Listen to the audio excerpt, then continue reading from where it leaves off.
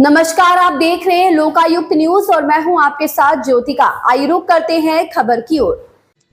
वाराणसी में संत रविदास जी की जन्मस्थली का सांसद चंद्रशेखर आजाद ने किया दौरा और मत्था टेका। केंद्र और राज्य सरकार पर किया तीखा हमला। भीम आर्मी चीफ और सांसद चंद्रशेखर आजाद ने वाराणसी में संत रविदास जी की जन्मस्थली सिर गोवर्धनपुर का दौरा किया और मत्था टेका। इस अवसर पर उन्होंने केंद्र और राज्य सरकार पर तीखा हमला किया। उन्होंने सार्वजनिक अवकाश की घोषणा पर सवाल उठाते हुए कहा कि संत रविदास जी और उनके करोड़ों अनुयायियों का सम्मान किया जाना चाहिए। उन्होंने आरोप लगाया कि जानबूझकर शोभा यात्रा और कीर्तन की अनुमति नहीं दी गई, जो अनुचित है। चंद्रशेखर ने कहा कि भाजपा संविधान पर डिबेट न करे। उन्होंने कहा कि जब संविधान बनाया गया था तब वर्तमान सरकार के लोग संविधान के पक्ष में नहीं थे। ये संविधान डॉक्टर बाबा साहेब अम्बेडकर और उनके साथियों की देन है, जो हर व्यक्ति को समान अवसर प्रदान करता है। उन्होंने सनातन बोर्ड की मांग को टालते हुए कहा कि पहले नौजवानों, महिलाओं और गरीबों के लिए बोर्ड बनाए जाए। उनका मानना है कि इन मुद्दों पर ध्यान देने के बाद अन्य चीजों पर विचार करना जाना चाहिए। उन्होंने महाकुंभ के दौरान व्यवस्था पर सवाल उठाया। चंद्रशेखर ने कहा कि इतने पैसे खर्च करने के बाद भी जनता को सही सुविधा नहीं मिल रही है।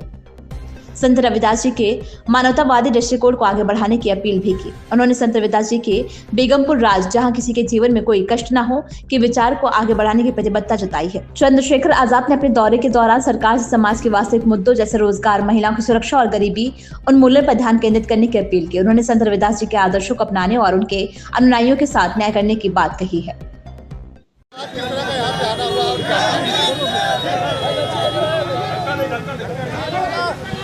देखो, सतगुरु रविदास जी महाराज का प्रकाश पर्व आज पूरी दुनिया में मनाया जा रहा है। मैं हमेशा काशी नतमस्तक होने, मत्था टेकने आता हूँ, महाराज जी को नमन करने, क्योंकि ये उनकी जन्मस्थली है सिर गोवर्धनपुर, और उनकी दीक्षा, उनकी शिक्षाओं पे चलकर मानवतावादी बेगमपुरा राज, बेगम, बिना गम का राज लाने के लिए, जहाँ किसी की ज़िंदगी में कोई परेशानी ना हो, सब खुशहाल हों, ऐसा राज की कल्पना जो है, जो 600 साल पहले महाराज जी ने की थी, उसी बात को आगे बढ़ाने के लिए हम लोग दिन रात मेहनत कर रहे हैं और आज उसी कड़ी को मजबूत करने के लिए यहाँ नतमस्तक होने आए।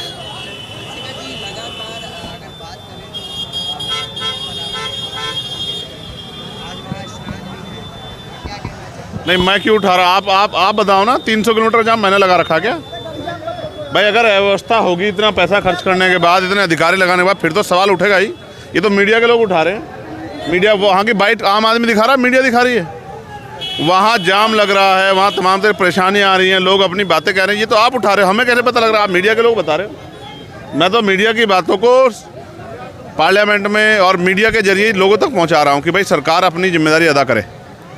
कल रात में मेरे विरोध करने के बाद, मेरे पार्लियामेंट में बाद, तब सरकार ने छुट्टी घोषित की है, वरना सारे जो है सरकारी दफ्तर खुले हुए थे और पेपर हो रहे और तमाम तरह की चीज़ें आगे बढ़ रही।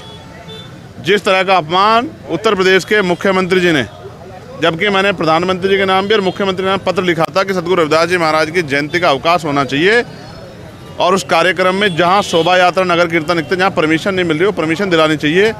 जानबूझ के परमिशन के ऑर्डर नहीं किए मुख्यमंत्री ने, और रात जो अपमान उन्होंने किया था, जब उस पर सवाल खड़े गए, तब लीपापोती करने के लिए अवकाश की घोषणा की।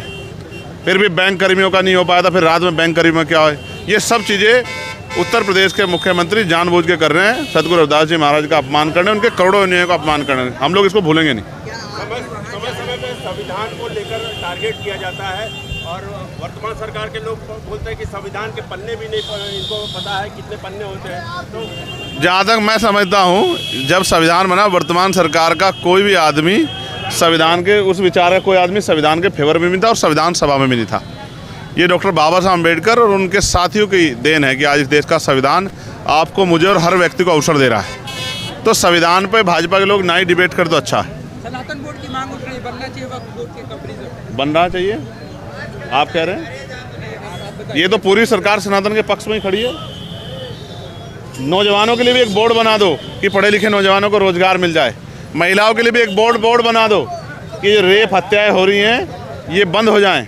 और एक बोर्ड बना दो गरीबों के लिए कि गरीबों के पेट तक रोटी पहुंच जाए। जब ये जनता के जनहित के काम हो जाए, फिर किसी बोर्ड के बारे में सोच लेना। धन्यवाद। जय